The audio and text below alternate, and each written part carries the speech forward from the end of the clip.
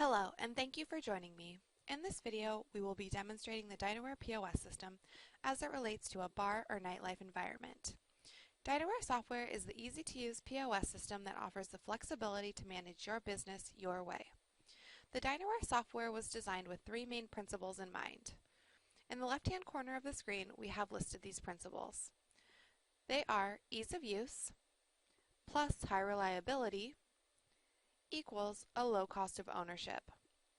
The basic premise of Dinerware is that restaurant owners should be able to manage the system themselves and not require a lot of technical help. That's a little background on the Dinerware point of sale system. Now let's get started with the demo. The most important feature on the front page of the software is the 10-key PIN pad.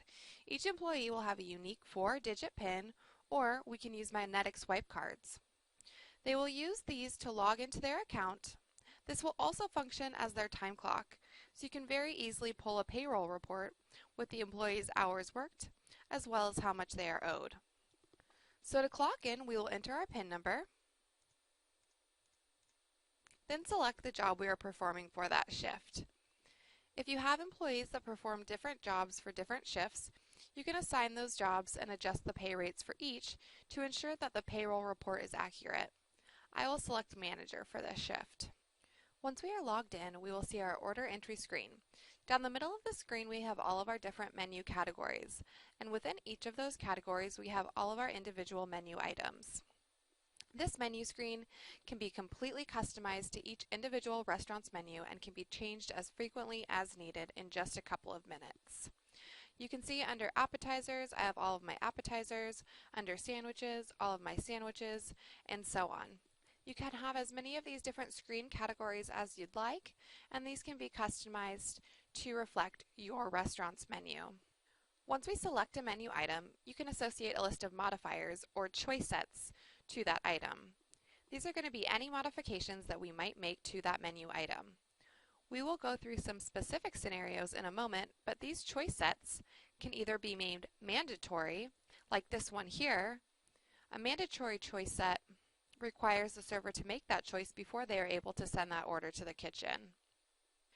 These choice sets can also be made optional. We can have a choice with upcharge. We can even have a choice within a choice.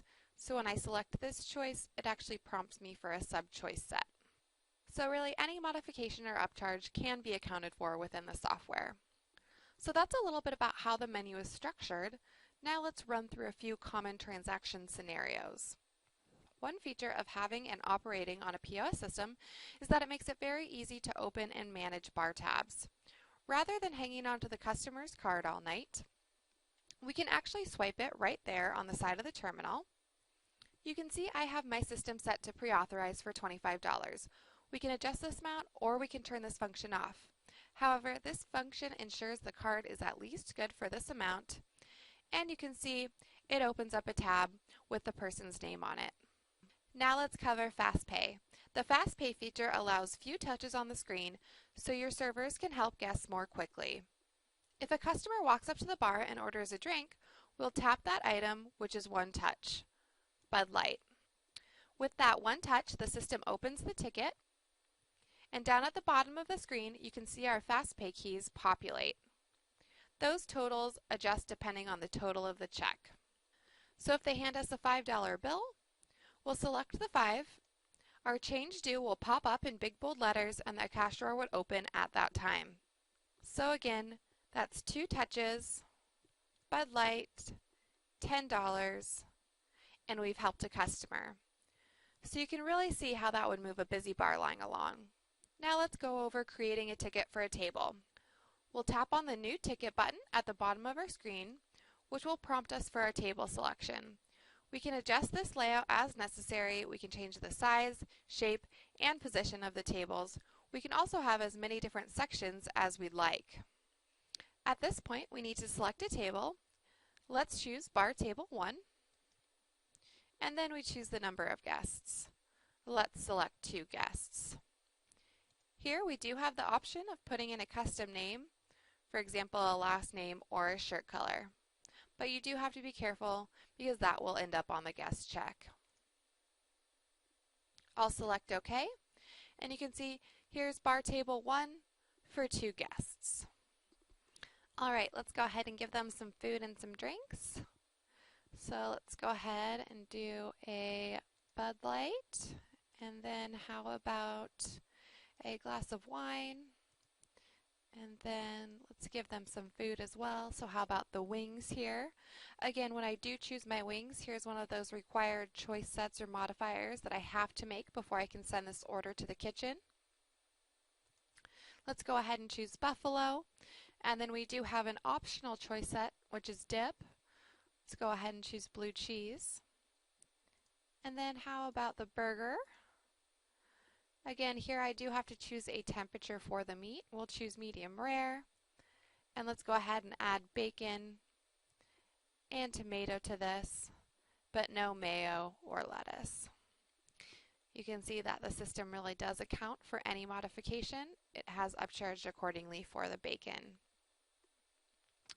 When I hit OK, the drinks will print off at the bar, the food's going to print out in the kitchen, and if I want to modify this ticket at all, I'm just going to tap it back open. If a new person joins the party, I'll come down here to the new person button. That'll add a third person onto the table. Let's go ahead and give them some drinks and some food as well. And then if the first 2 guests would like another round of drinks, we'll simply highlight those items and press this repeat button, and that'll tack on another round, or maybe even 2. Again, when I press OK, those new items will print out at the selected printers. If they're ready to pay, I'll simply tap it back open. If they all want separate checks, that's no problem. I'll come down here to my split ticket button. This is going to give me every single way I can possibly split the ticket. I can select certain people from the party by highlighting them and split them onto one ticket. I can highlight certain people from the party and split them off onto their own tickets, or I can select to have everyone placed on their own ticket. I'll choose that, and you can see now for bar table 1 we do have 3 separate checks. If I want to go ahead and pay one of these out, I'll come down here to my pay button, tap that, and that brings me to my pay screen. You can see down this side I do have some fast pay keys. In the middle I can enter a specific amount, and these fraction keys down the side are used in the case when they give us multiple credit cards and they just want it split evenly amongst those cards. So if they give us 3 credit cards, I'll press the 1/3 button. The system will do the math for me and will run each card for $6.21. We can also pay with multiple tender types. If they give us a 10, we'll tell the system 10 cash, and then we'll make another payment. We can slide the card at that time, confirm our sale, and you can see this check has been paid in full, but we do still have the opportunity to add a credit card tip. If it's a busy shift and I'm not adding my tips on until the end of the night, I'll come down here to the Hide Authorized button, hide all of those closed checks waiting for a tip. I can focus on my open tables, and then at the end of my shift, I'll come down here to this Hide Authorized button, and I can go back in and enter my credit card tip. $2, enter tip, finalize. And now we've closed that check out. That's how a standard table service would work. Let's go over a few other options we have in this front screen. List view is another way to view our tickets. In this view, we have a couple other options. We can combine tickets by highlighting them and pressing combine. That'll combine all of those tickets into one. We can also transfer tickets. So if my shift is ending but I have a table that's not ready to leave yet, I'll go ahead and transfer this ticket to Sally. She can take care of the rest of that party. I can go ahead and end my shift. I do that by coming up to my personal page here. Here I do have the option of seeing a detailed shift report. I can print that off right on the side of the terminal. Then I can clock out.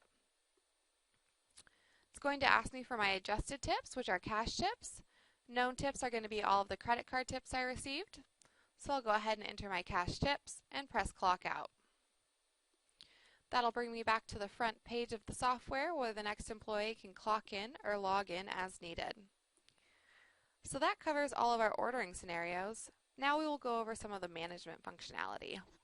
To enter into the manager screen, I will tap on the manager button at the top of the screen. This is our back office manager screen. Here is where we can update our menu, add or edit employees or jobs, set up any discounts, and run all of our reports. Back here we do use complete sentences for each description, which makes it very simple to decipher where you need to go to accomplish each task within the software. Let's first go to the Employees tab so we can see how we can customize the security settings for each employee. Here's where we create a new employee. We will go ahead and just edit one of our current employees as an example. All we have to do is give that employee a screen name and a PIN number, which can be 4 or 6 digits long, or we can use a magnetic swipe card. On the right here is our security settings, where we can pick and choose who has access to what parts of the system. So if we want to take discounts or voids away from an employee, we would simply uncheck those boxes. Now, if that employee tries to access those functions, the system will prompt them to enter a manager's PIN. So we can really make the system as secure as we need by limiting the different options here. Now we've covered the employee, let's go to our discount section. We can have as many different discounts as we would like. We can also very quickly activate or deactivate these as needed. To create a new discount, we will tap on the New button at the bottom of the screen. Let's go ahead and create a Thursday happy hour. So here is where we put our discount name in. Next, we will choose if we want to apply this discount to the entire ticket or if we'll just be applying it to certain items. I can select groups of items to apply this discount to, or I can select specific items from the menu. Let's go ahead and select our appetizers for the happy hour. Next, we need to decide how we want to discount this item. We can force a price, maybe $5 for all of our appetizers during that happy hour. We can take an amount off, so maybe $2 off our appetizers, or we can take a percentage off, maybe half off our appetizers. Let's go ahead and take $2 off our appetizers. And then we can apply this discount automatically or manually. Let's apply this automatically. Next, we choose the days and times that this discount will be applied. So maybe this discount is only available on Thursdays between the hours of 6 a.m. and 4 p.m. I'll select OK here. And then when I go back out to my front screen and select an appetizer, you can see that that's been discounted automatically. Any change that you make in the system happens in real time. No need to restart the system or reboot. And you can make that change from any terminal within the restaurant. Now let's go ahead and take a look at our reports. Within the software, we do have over 85 reports. These are broken down into sections such as sales, product mix, as well as labor. First, let's take a look at our payroll report. Any of our reports can be pulled up from any time period that we like. I can look at the last 5 hours if I'd like, or even the last 5 minutes. The system never dumps any information, so I can pull any report since the moment the software was installed. So here's my payroll report with all of my employees, the jobs that they've performed, their hours, any tips that they have earned, and here's total pay and total tips. Any of the reports within the system, we can save in any of these formats below. So we do have quite a bit of flexibility managing our reports and making sure they get to the right place.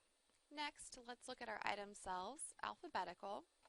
Again, let's pull this up month to date. Here are all of the items I've sold in alphabetical order with the price, the quantity, and net sales. Next, let's take a look at our restaurant financial overview here. This is a great quarterly report. Here we have our gross sales by revenue class. This also records any discounts we might have given. We also have our tax information here. Net sales by day part. This records all of our voids as well. All of our tips. and then some handy statistics down at the bottom. For example, head count, net per head. We even have our labor percentage down here. So that's the reporting section. Now let's take a look at our daily report tab. This is where we see our sales for the day. This is very similar to a Z report on a cash register. This can be printed right on the receipt printer and placed into our deposit. This report, just like any of our reports, can be pulled up from any period of time that we'd like. That's everything that we'll cover in the demo today. Please see our list of videos for demos on table service, quick service, as well as more specific demos on the loyalty program, splitting a check, using the coursing feature, and more. If you'd like to schedule a personalized demo, you can do that at dinerware.com and request a demo. Thanks so much for joining me today, and good luck with your business.